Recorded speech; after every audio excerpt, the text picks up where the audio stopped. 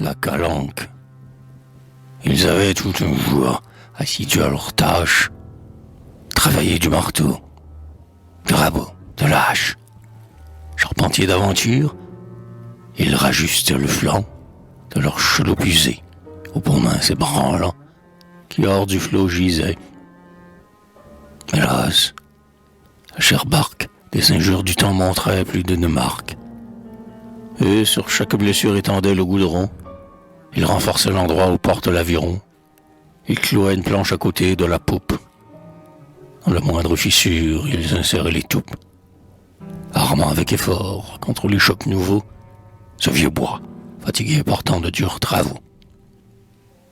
L'un des trois compagnons, vieillard solide et svelte, avait l'aspect hautain d'un ancien patron celte.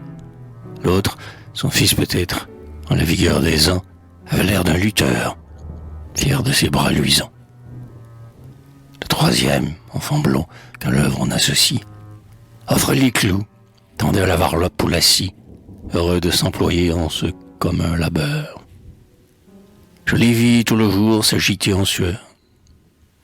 Vers midi seulement, ouvriers sans reproche, ils prirent à la hâte un repas sur la roche.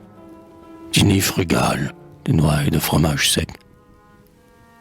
La vague cependant, sur l'algue et le varech, bondissait, et, du rack venant laver la marge, leur chantait sa chanson mélancolique et large.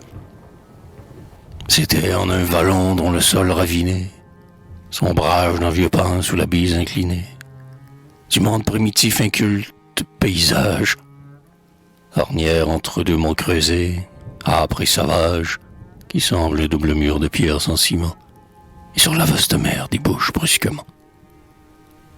Comme le jour tombait, l'œuvre achevée à peine, on poussa vers les eaux la glissante carène.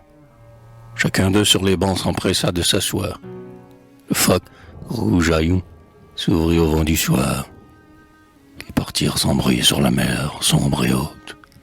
Et moi, je les voyais s'éloigner de la côte, et je songeais à toi, mortel qui, le premier, jeta au flot le tronc d'un chêne ou d'un palmier.